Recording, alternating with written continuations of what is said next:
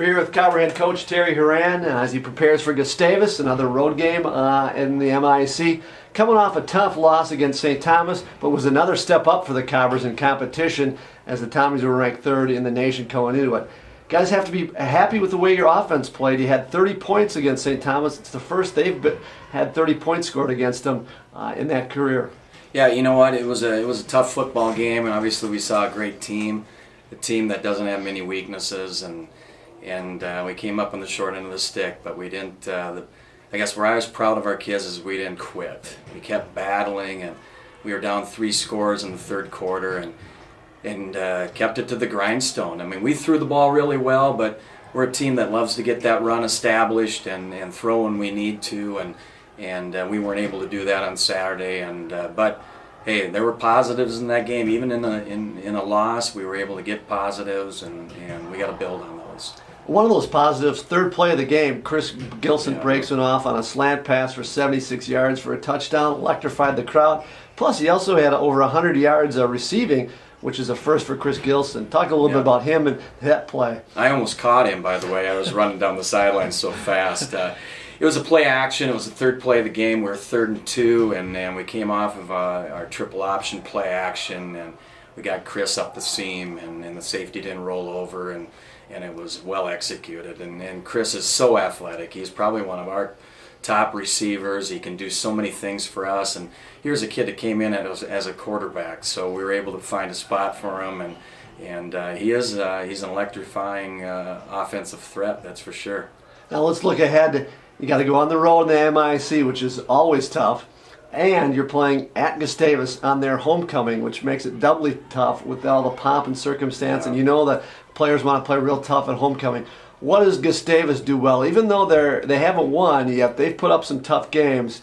What for the fans that Gustavus is going to put at you? Well, Gustavus is a good football team. They're well coached. You know, we've seen that 3 games on tape. They went to Wartburg, Iowa, which has been in the top 10 in the country, and they lost a tough game. Actually, they could have won that game easily. And then they were home to Mayville State. Mayville State, for the average person that doesn't know a ton on them, they're obviously a team in our backyard, but they are improving. You know, I think they've got 3 or 4 wins under their belt right now. And then they went to St. Olaf and saw a very good St. Olaf team that was pretty hot, and they ended up losing 44-26. But again, they're well coached offensively. You know, they do a little bit of both, the run and the pass. Last year, Logan Becker, he torched us, and we got to make sure that we keep him in check. Defensively, got a new D coordinator. He's been on their staff. They've changed things up a little bit, but it's the same guys, and they've got good linebackers. They got good people up front on their D line. Their secondary is impressive too.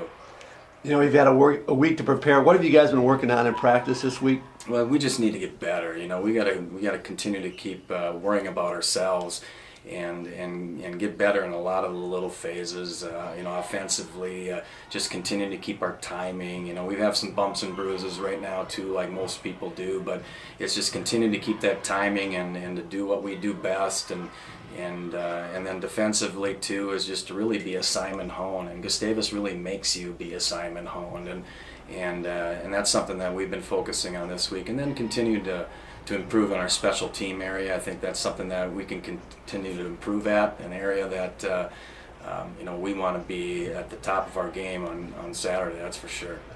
One of the things too now, going on the road, sometimes it can be tough, but at the same time it can be a positive with all the good things that come out of the team getting closer together. Yeah, Talk a little bit about being on the road as a team and as a coach. Well, we're one of the few teams in the league that we travel every road trip, and we get so used to it. You know, a lot of teams, they travel to Moorhead every other year, and they don't like doing it. Well, we're on the road all the time, and we actually enjoy it. It really brings our team together, and I think after a couple, you know, tough losses like we had, I think the road trip is what the doctors ordered, that's for sure. And, you know, we leave Moorhead about 4:30 in the afternoon when classes are done. We stop in Alex, grab a bite to eat, and kids eat well. We stay in a nice hotel, and it's just good. You know, they're playing cards, they're laughing, they're giggling, we're watching movies, and it's a good relaxer. It really is, and for the staff too. You know, we get to see the kids in a different light, and that's refreshing as well too. And And then we get up in the morning, we have team breakfast, and get on the bus and head into St. Peter. So we're looking forward to it. And like you said, it's their homecoming. The game will start a half an hour later than normal, and but we're looking forward to it. And hopefully the Cobbers can be working on their A game. Good luck this weekend. Hey, thanks, Jim.